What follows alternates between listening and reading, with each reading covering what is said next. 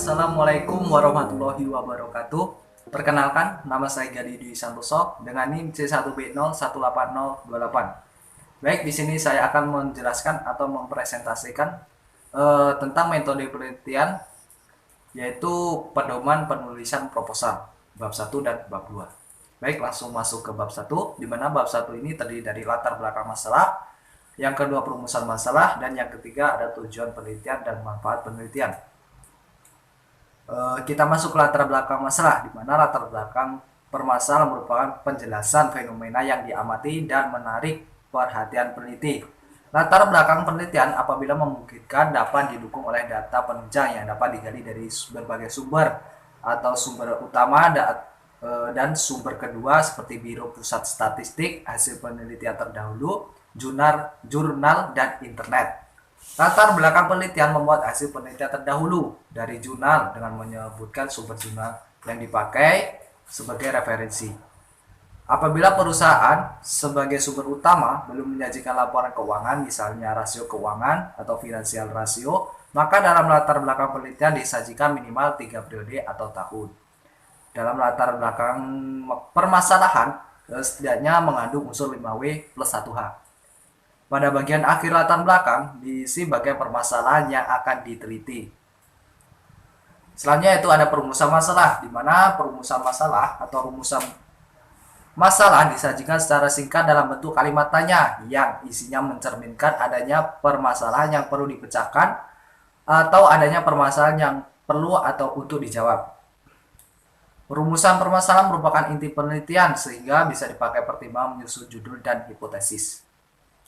Selanjutnya itu ada tujuan dan manfaat penelitian, di mana tujuan penelitian merupakan sasaran yang hendak ingin dicapai oleh peneliti sebelum melakukan penelitian dan mengacu pada permasalahan.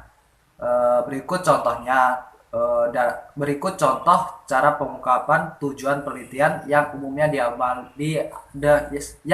diawali dengan kalimat tujuan penelitian adalah untuk mengetahui apakah tingkat pendidikan berpengaruh terhadap kinerja karyawan PT Nagali Subur Jaya. Dan untuk contoh yang kedua yaitu untuk mengetahui tingkat pendidikan berpengaruh terhadap kinerja karyawan PT Nagali Subur Jaya. Nah, itu merupakan beberapa contoh ungkapan dalam tujuan penelitian.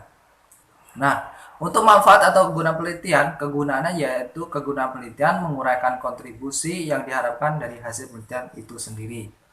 Nah, selanjutnya itu kita masuk ke bab 2, di mana di bab 2 ini berisi tentang kajian pustaka, yang kedua ada keterkaitan antara variabel, ada penelitian terdahulu, ada kerangka pemikiran, dan hipotesis penelitian. Nah, di sini kita masuk ke kajian pustaka, di mana aspek kajian pustaka, di mana kajian pustaka diharapkan dapat menjelaskan keterkaitan antara penelitian yang dilakukan dan penelitian lain yang memiliki kesamaan topik serta pendapat-pendapat yang relevan. Kualitas kajian pustaka ditentukan oleh jenjang pemerolehan rujukan, kerelevanan, dan keaktualan. Dilihat dari segi jenjang pemerolehan, rujukan diperoleh dari sumber primer dan sumber sekunder. Ditinjau dari segi kerelevanan, makin relevan suatu rujukan, makin berkualitas rujukan tersebut.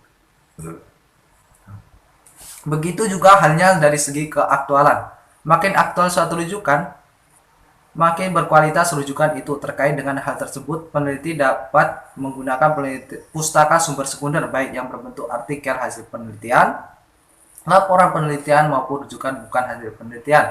Peneliti wajib merujuk jurnal ilmiah sebagai referensi baik nasional maupun internasional yang relevan minimal terbitan 10 bulan terakhir. Selanjutnya yaitu kajian pustaka. Di dalam sumbernya, sumber-sumber pustaka yaitu yang pertama ada abstrak hasil penelitian, indeks, review, jurnal, buku referensi, dan yang keenam ada internet. Nah, cara merujuknya yang pertama yaitu perujukan dilakukan dengan menggunakan nama akhir dan tahun. Yang kedua, jika terdapat dua pengarang, perujukan dilakukan dengan cara menyebut nama akhir kedua pengarang tersebut. Dan yang ketiga, jika ada 3 pengarang atau lebih, penulisan rujukan dilakukan dengan cara menulis nama pertama dari pengarang tersebut diikuti diikuti dengan DKK atau et al. Dan nih kegunaan tinjauan pustaka di sini yang pertama mengkaji sejarah permasalahan, yang kedua membantu pemilihan prosedur penelitian, yang ketiga mendalami landasan teori yang berkaitan dengan permasalahan, yang keempat mengkaji kelebihan dan kekurangan hasil penelitian terdahulu, yang kelima menghindari duplikasi penelitian, dan yang terakhir ada menunjang perumusan permasalahan. Nah, yang kedua yaitu ada keterkaitan antar variabel. Istilah variabel memang erat hubungannya dengan penelitian ilmiah dan bermacam-macam arti istilahnya yang sering pula dikatakan variabel penelitian. Menurut Surya Brata tahun 2013, variabel penelitian juga sebagai faktor-faktor yang berperan dalam peristiwa dan gejala-gejala yang akan diteliti. Dalam penelitian ilmiah, secara hubungan antara variabel ada sesuatu hal yang sangat penting. Misalnya saja hubungan antar variabel bebas dengan variabel terikat. Nah, dalam bagian keterkaitan antara variabel berisi hasil dari penelitian-penelitian terdahulu, misalnya dari jurnal yang menyatakan hubungan variabel bebas atau X dan variabel terikat atau Y adalah signifikan ataupun tidak signifikan. Hal ini bertujuan untuk melihat hasil penelitian terdahulu yang dapat menjadi acuan dalam penelitian yang akan dilakukan.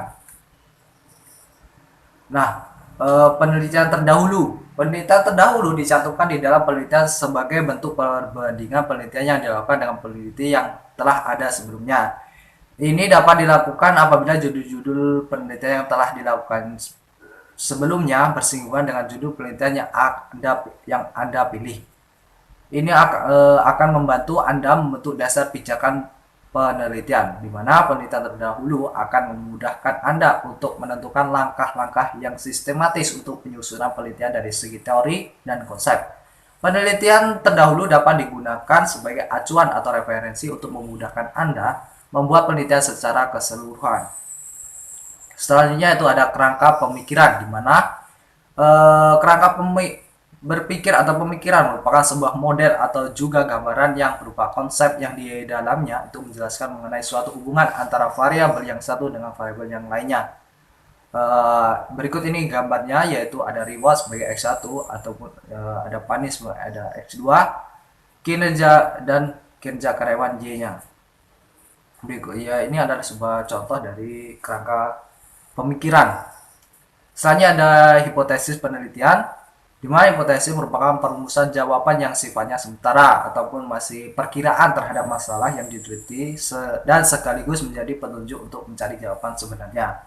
Atau hipotesis memuat pernyataan singkat yang disimpulkan dari tinjauan pustaka dan merupakan jawaban sementara terhadap masalah yang dihadapi yang masih harus dibuktikan kebenarannya. Mungkin hanya itu yang bisa saya sampaikan, lebih dan kurang saya mohon maaf. Saya akhiri. Wassalamualaikum warahmatullahi wabarakatuh.